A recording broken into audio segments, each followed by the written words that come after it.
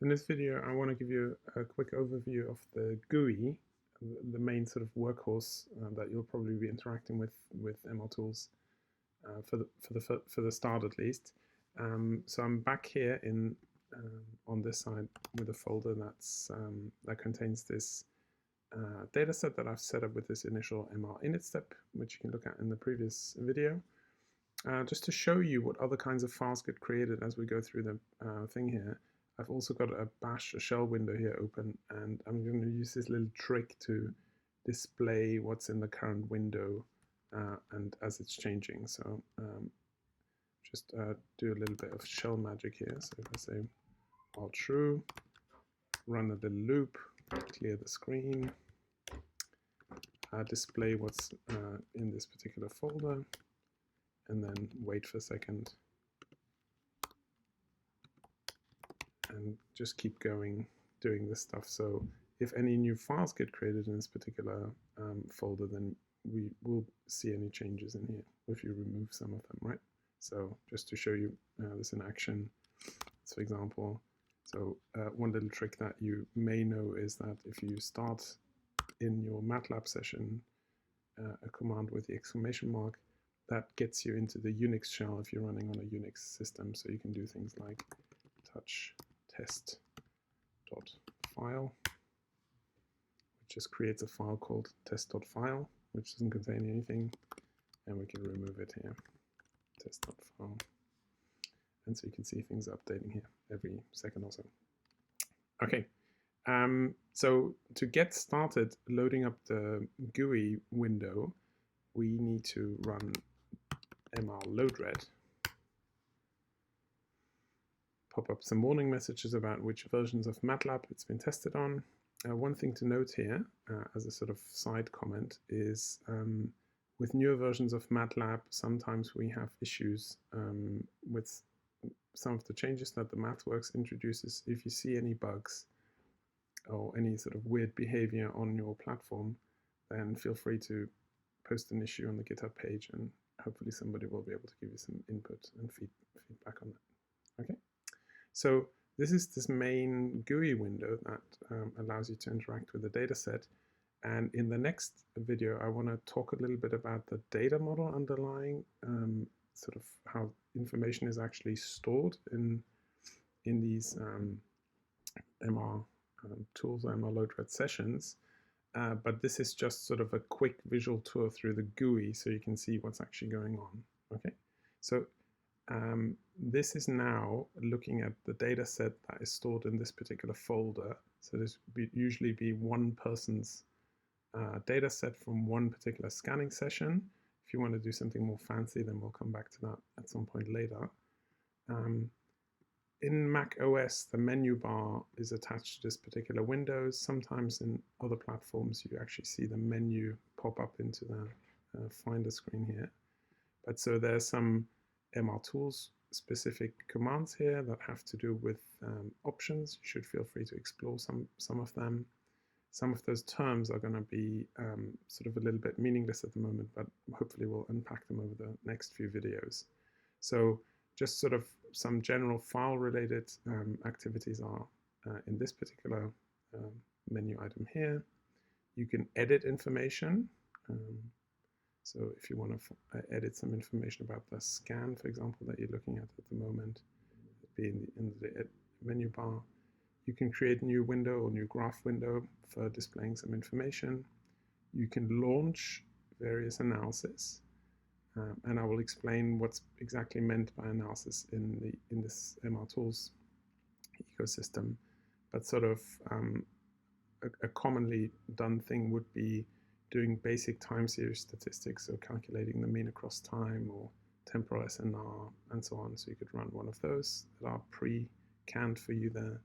Another commonly used analysis is correlation analysis, which is the sort of the basic version of doing the traveling wave analysis for doing visual field maps. There's also some event-related analysis and GLM analysis, although to be noted here, these two are the older versions, and I will show you how to opt into newer versions of these tools by using plugins. You can create and interact with regions of interest, so ROIs, and I will show you a little bit about that in a future video. And there's also some plotting and interactivity, which is quite a powerful aspect of this tool, and I will show you much more of that later on as well. But you'll get a taste of it in this video here as well.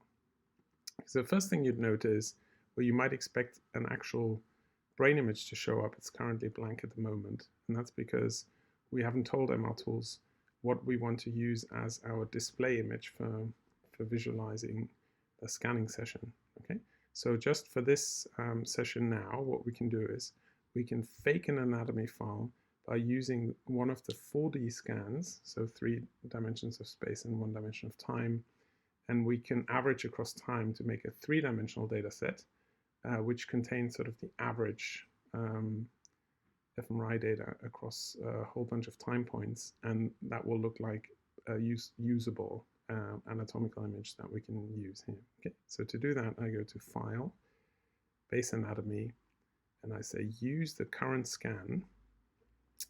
Will pop up a little dialog window which asks me which of the frames I want to use. So if I'm wanting to use the first or the second or the 10th frame of our 4D time series, I could opt to do that. If I leave it at 0, that's a special code to indicate that we want to average across time. So I'm just going to press OK here. So side note here, for those of you who are not from a MATLAB background, MATLAB obviously does 1-based indexing, not 0-based indexing. So we now have this image, sort of, I guess it's a fake anatomical image, and we can navigate through our data set using some of these items here, GUI items here. So the thing to keep in mind here is that we actually have 3 4-dimensional data sets, 3 scans originally, right? So if we look back over here, we started out with 3 time series scans, scan 4, 5, and 6, and they may contain the same kind of information, may have been acquired in the same experiment, or they might be quite different. But what we want to do in the GUI here is we may want to navigate to a particular scan, say the second one, and perform an analysis only on this particular scan. So we can go through this here and select which of the scans we want to consider for any action that we're doing in the GUI window here. Okay, so nothing changes because this fake anatomy image that we are displaying as our sort of visualization aid doesn't actually change between these scans. It's the same because we just picked one of them to create this image. But the data set that we're considering behind the scenes changes as I go through the scan, and I'll show you an illustration of that in a second. Okay, so if we go through the slices here,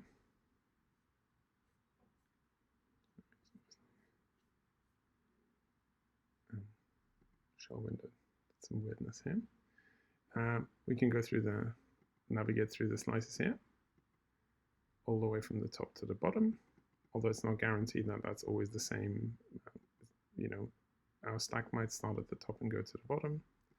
Sort of all things that you might want to consider. You can also slice through the cube and data cube in different directions, sagittal, coronal, and axial. And for this particular data set, the names, the anatomical names that are given here are actually correct. You may find that there's a mismatch between these depending on how your data were acquired, but for mostly for axially acquired, horizontally acquired fMRI data, these anatomical labels should work as well. There's a couple of other options, but I'm not going to go through them. And later on, you will see that we can actually change the anatomy image that we're displaying for our visualization purposes by changing the so-called base anatomy. Okay. There's a couple of other things. You can change gamma value. If you have images that are slightly too dark or too bright, you can change some of the display properties in order to make it more usable.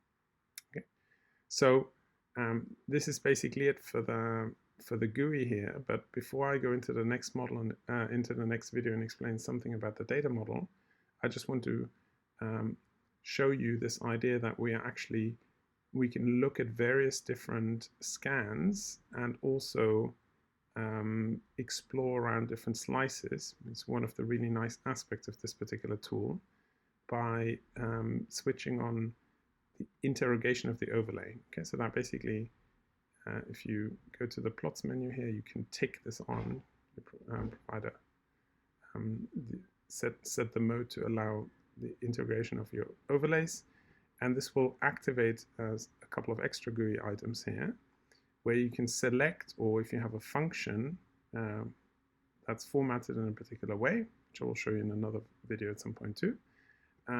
So now take a pre-cooked version, which is called time course plot.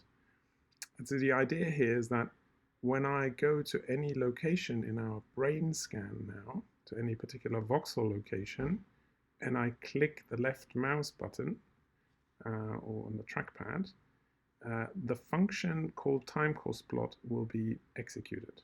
Okay, so I can, for example, go to this particular location, click, and this function time course plot gets executed and then shows me an aspect of the data set, in this particular case, the time series that actually is present at this particular location for scan number 1, and a Fourier-based representation. So this is the FFT of the signal, which has one particular peak. This is sort of a periodic design. Okay, so just to show you that this is sort of quite useful, you can imagine having your own function here that does something slightly different. It's a very nice way to just look around your data set and find out what some of the properties are, right? So there's a noise voxel outside the brain, maybe something along the edge, and you can quickly get a sense of what your data set is about. Okay.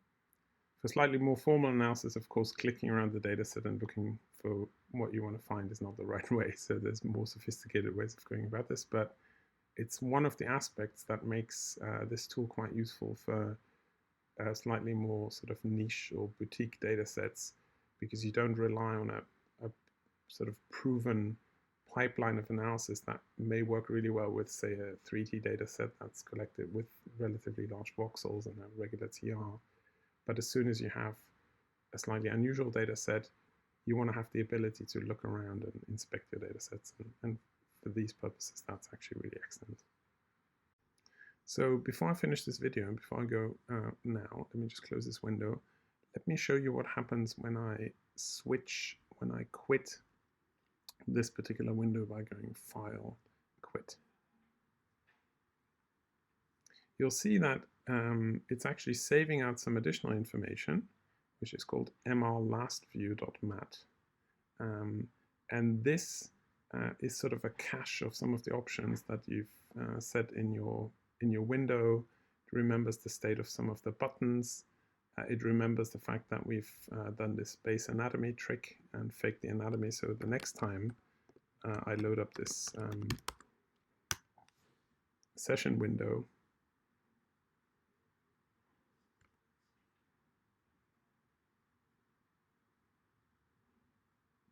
it remembers that my window was moved to this particular location, that I was looking at slice number 10, and various other aspects about the data set. So that's quite useful.